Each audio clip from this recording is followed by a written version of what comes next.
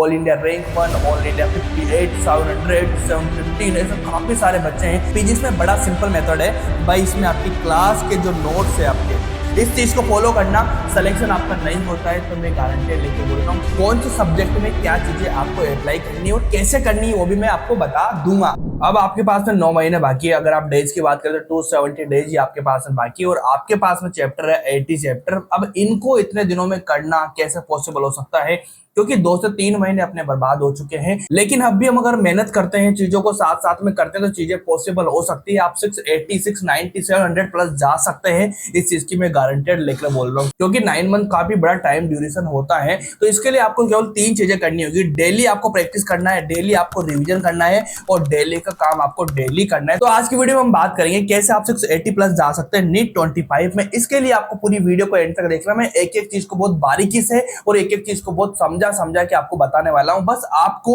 मेरी बताई हुई चीजों को फॉलो करना है, क्योंकि काफी सारे टॉप रैंकर को इस बार मैंने मेंटोर किया है, तो आपको काफी ज्यादा हेल्प होने वाली इस वीडियो में। तो यार सबसे पहले हम बात करेंगे कि कौन कौन सी चीजें जो आपको नीड है, कौन कौन सी चीजें जो आपको करना है इस बारी में, ठीक है। तो सबसे पहले आपको एक परफेक्ट टाइम टेबल आपको बनाना है। उसके बाद में आपको सफिशिएंट स्टडी मटेरियल आपको रखना है, क्योंकि यार बच्चे पता है सबसे बड़ी दिक्कत वही करते हैं, क्या पढ़ना है क्या छोड़ना है, ये सारी चीजें आपको देखनी पड़ेगी। तो एक सफिशिएंट और जो मिनिमम कंटेंट आपके पास में रहेगा, सिलेक्शन के चांसेस ज्यादा आपके बढ़ते जाएंगे, ठीक है। इसके बाद हम बात करेंगे कंसिस्टेंसी का, क्योंकि यार डेली का डेली करना, रेगुलर करना, महीनों महीनों तक एक साथ करते जाना, पूरे बिना ब्रेक के करते जाना, वही तो आपकी कंसिस्टेंसी होती है। क्योंकि 9 मंथ है, अगर उसमें भी अपने कुछ दिन खराब कर दिए तो चीजें खराब हो जाएगी। उसके बाद हम बात करेंगे रिवीजन का और उसके बाद टेस्ट का। बच्चे सबसे बड़ी प्रॉब्लम करते हैं, एक तो रिवीजन में एक टेस्ट में, इन दोनों चीजों को नेग्लेक्ट करते हैं। बाकी इन चीजों को कर भी लेंगे तब भी चीजें पॉसिबल नहीं हो पाएगी। जो 5 चीजें मैंने बताई है, अगर ये 5 चीजें आपकी हो रही है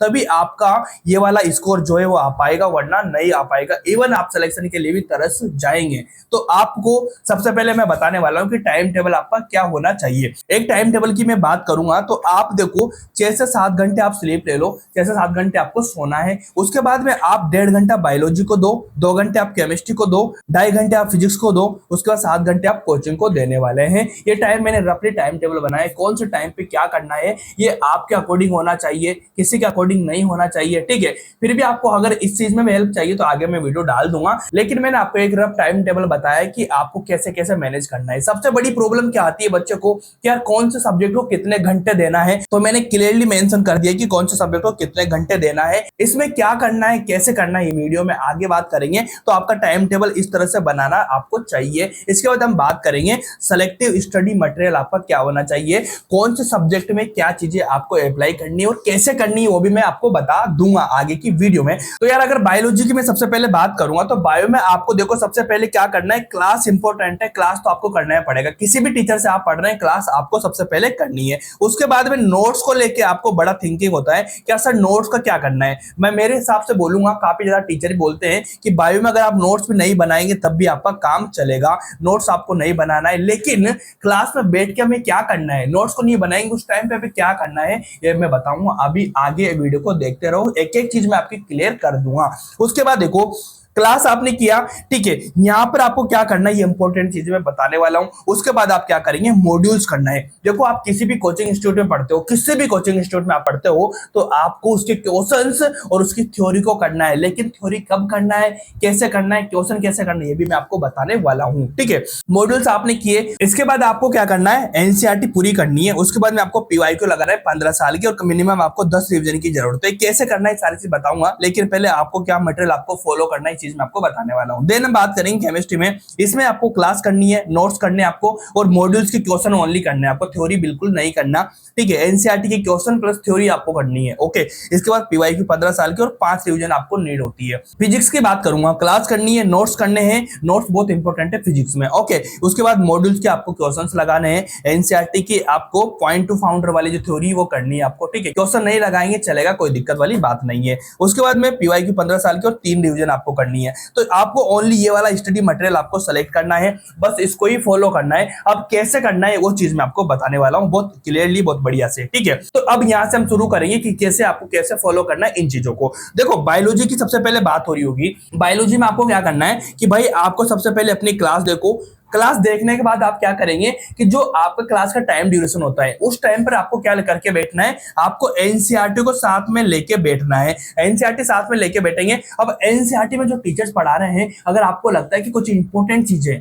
कुछ ऐसी चीजें जो मेरे को एड ऑन करना है, तो आप अपनी एनसीईआरटी में जो ऊपर का खाली ब्लैंक पेज होता है वहां पर लिख लीजिए कि भाई ये वाली चीजें हैं, इनको मुझे करना है। ठीक है, इस तरह से आपकी एनसीईआरटी प्रिपेयर हो जाएगी। जब आप घर आ जाएंगे, घर आने के बाद में आपको क्या करना है, जो अपने मॉड्यूल्स है इन मॉड्यूल्स को बढ़िया से एक बार रीड करना है। केवल एक बार रीड करनी है आपको। जब आप अपने मॉड्यूल्स को रीड करेंगे तो ऐसा लगेगा आपको कि बहुत सारी ऐसी चीजें जो बहुत इंपॉर्टेंट थी, जो आपको समझने में क्लास में दिक्कत हुई थी, वो चीजें आपको समझ में आ रही है। कुछ चीजें एनसीईआरटी की जो आपको समझ में नहीं आ रही है, वो चीजें आपको समझ में आ रही है। लेकिन क्या करना है, एक बार आपने मॉड्यूल पढ़ा, अब मॉड्यूल में से कुछ इंपॉर्टेंट चीजें होगी, उनको निकाल के आपको एनसीईआरटी में मेंशन कर देना है, या एनसीईआरटी में आपको मेंशन कर देना है। मतलब आपका ओवरऑल तो केवल एनसीईआरटी बन के आ रहा है, ओवरऑल तो आपको केवल एनसीईआरटी पढ़नी है। देखो, क्लास से भी आपकी एनसीईआरटी बनी और उसके बाद मॉड्यूल से भी आपकी एनसीईआरटी बनी, मतलब आपको एंड में तो क्या करना है, ओनली एनसीईआरटी को रीड करना है। तो इस तरह से आपको करते जाना है, देन ये सारा काम हो जाएगा। उसके बाद आप क्या करेंगे, केवल मॉड्यूल्स के क्वेश्चंस आपको लगाना है बढ़िया से, और पीवाईक्यू आपको लगाना है। बस इतने करते जाना, आपका सिलेक्शन कोई नहीं रोक पाएगा।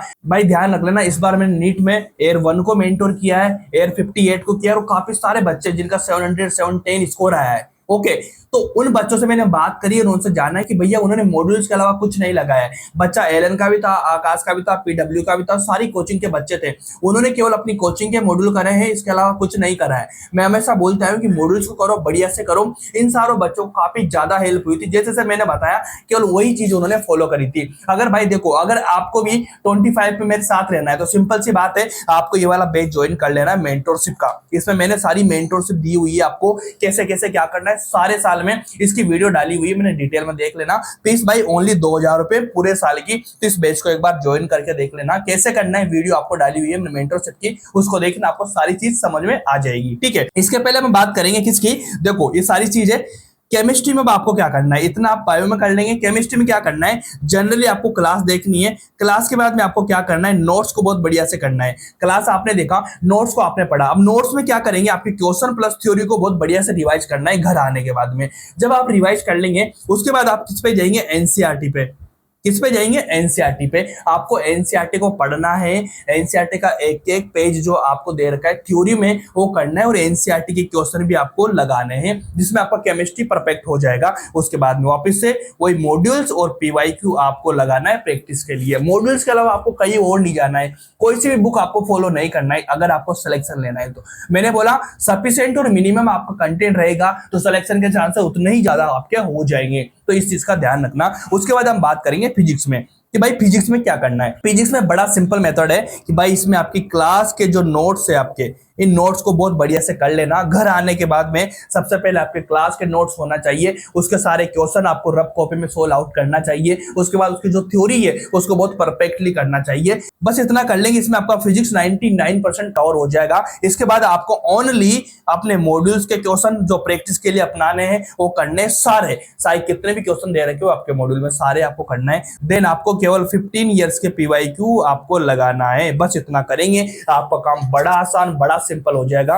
बस इसको करते जाना, इसको करते जाना, मजा आपको आ जाएगा भाई। कहीं से कहीं तक कोई दिक्कत मेरे ख्याल से नहीं आएगी। बस इस चीज को फॉलो करना है, इसके अलावा आपको कुछ भी नहीं करना, जिससे आपका कंप्लीट हो जाएगा। और विजन बैच के बारे में अगर आपको जानना है तो वीडियो देख लेना डली हुई चैनल पे, इसको ज्वाइन कर लो भाई। देखो, all India rank 1, all India 58, 700, 715, ऐसे काफी सारे बच्चे हैं जिनको मैंने काफी परफेक्टली गाइड किया है। मैं ज्यादा प्रमोशन नहीं करता कि ये वाला रैंक, ये वाला रैंक। ठीक है यार, जो बच्चा जुड़ेगा उसको अपने आप पता चल जाएगा कैसे कैसे चीजें पॉसिबल होती हैं। तो आप एक बार जरूर जुड़ना, और बस इन चीजों को आपको फॉलो करना है मेरे दोस्त। देखो, बहुत फैला की चीजें मैं नहीं बताने वाला हूँ, बहुत सफिशिएंट, बहुत मिनिमम और सफिशिएंट चीजें ही आपके हेल्पफुल होने वाली है। इस चीज को फॉलो करना। सिलेक्शन आपका नहीं होता है तो मैं गारंटी लेके बोल रहा हूँ कि इस चीज की आप मुझसे बोल रहे हैं कि सर आपने बताया था, मैंने किया था और हो नहीं पाया मेरा सिलेक्शन। इस चीज को रहना, और पूरे साल मेरे साथ में जुड़े रहना, चैनल को सब्सक्राइब कर लेना। ठीक है, मैं पूरे साल आपको बहुत बढ़िया से गाइड करूंगा, मेंटोर करूंगा, कहीं भी आपको कोई प्रॉब्लम नहीं आएगी, क्योंकि चीजों को बहुत अच्छे से जिया है मैंने यार। एक एक चीज को मैं परफेक्टली आपको बता सकता हूँ। ठीक है,